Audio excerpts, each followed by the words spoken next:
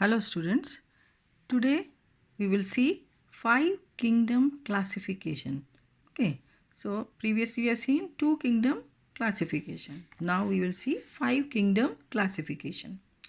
So there were problems in 2 kingdom classification because some organisms have few characteristics of plants and few characteristics of animals. So they were unable to put these uh, animals with combined characters in any of these plant kingdom or animal kingdom. So next they have a person or scientist called R.H. Whittaker has proposed the 5 kingdom classification. So to overcome all the shortcomings of the 2 kingdom classification uh, and to come up with better system of classification, R.H. Whittaker proposed a 5 kingdom system of classification in 1969. This made the study of living organisms easy. Whittaker arranged all organisms into 5 kingdoms based on the following 3 criteria. Means he has taken these 3 characteristics of the organisms and placed them in 5 groups. First is cell structure of the organism. So how is the cell of the organism looking like? Second is the body structure of the organism. How is the whole body of the organism looking like? And third is mode of nutrition of the organism. Mode of nutrition means what type of food it takes. Okay. Now keeping these criteria in mind, the entire living world was divided into following 5 kingdoms. So he placed them in 5 kingdoms. The first one is called as Monera. Second is called as Protista. Third is called as Fungi. Fourth is called as Plantae. And the fifth one is called as Animalia. Okay. Now let us see the kingdom Monera. The kingdom Monera includes all prokaryotic organisms that do not contain a well-defined nucleus. Now before this you have drawn or at least seen the animal cell and the plant cell. In the center of it or at the side of the plant cell you have, this is a plant cell. At the side of it you have a dark body called nucleus. Okay, this is nucleus. So this nucleus is surrounded by a membrane. This is also surrounded by a membrane. But in case of Monera, this membrane is absent.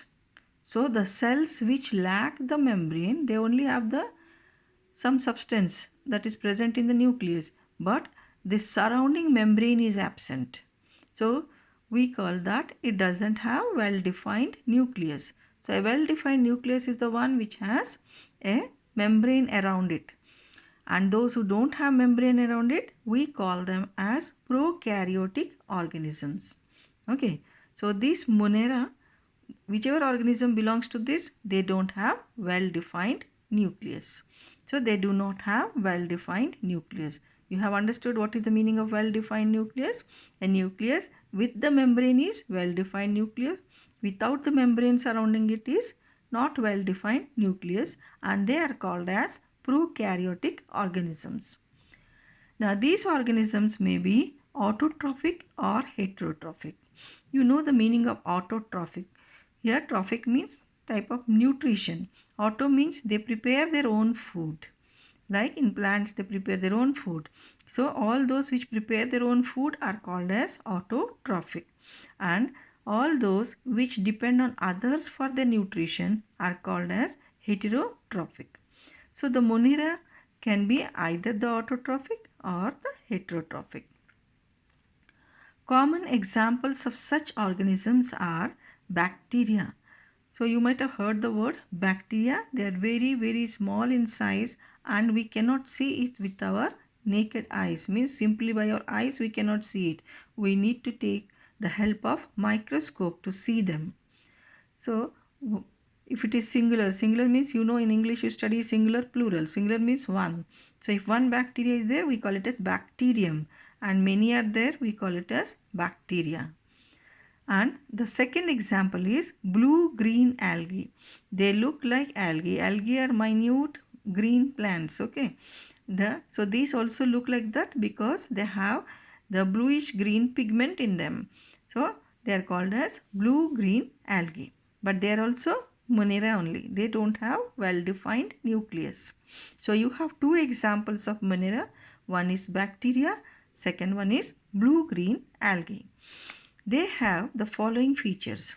So what are the characteristics? Features means characteristics only. What are the characteristics of Monera?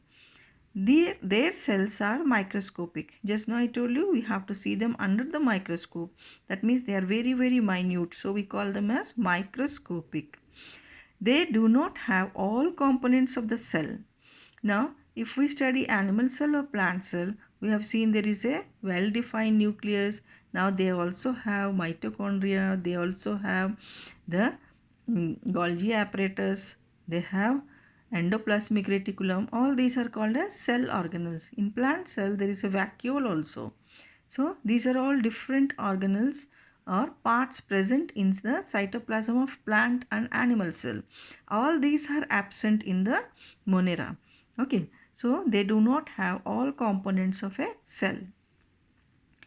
Their cells have a rigid outer covering called cell wall, but they have a cover around them.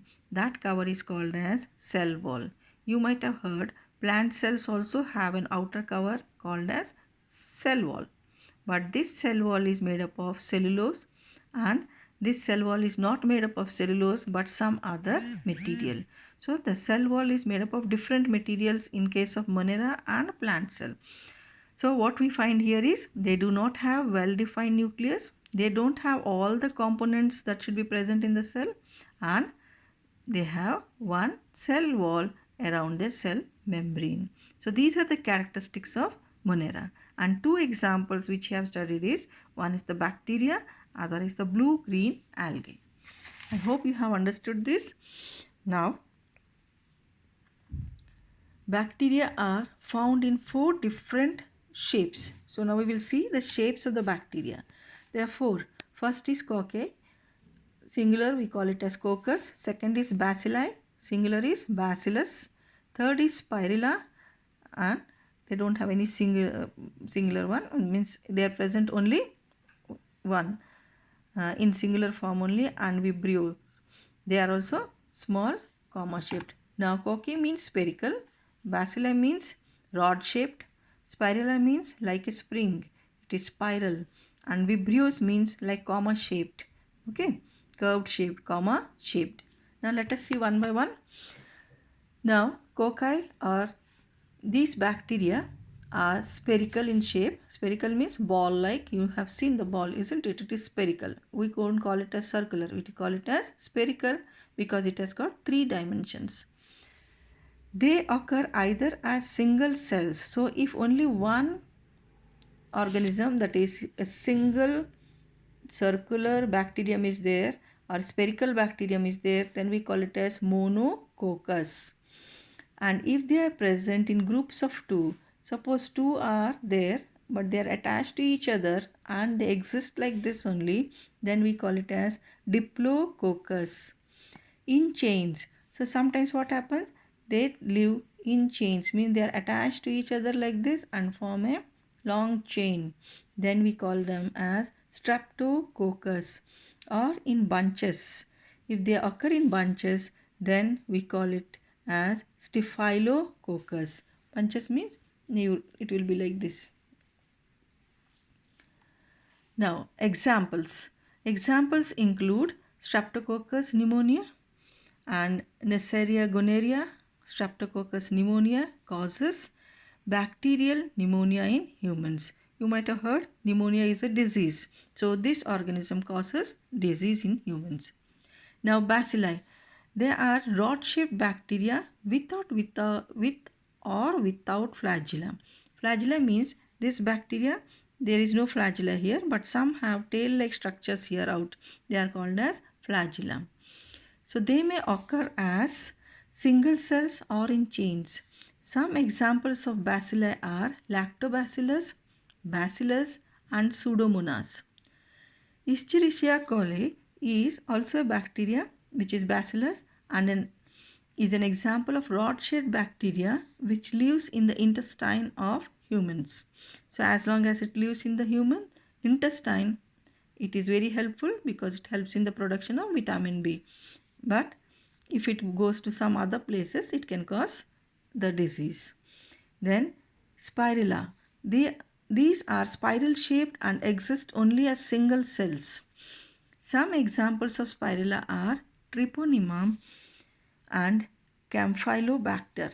Some of these make the soil rich. That means they live in the soil and make them fertile.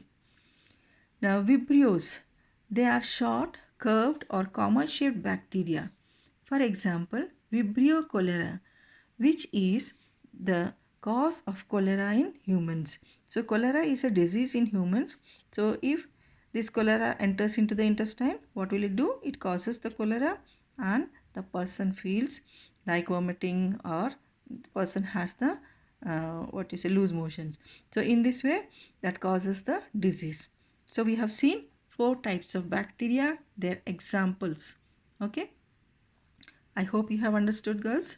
Now see, this is coccus, circle, spiral, and this is bacillus, rod shaped. This is spirilla, spiral shaped, and this is the vibrio or comma shaped. Okay.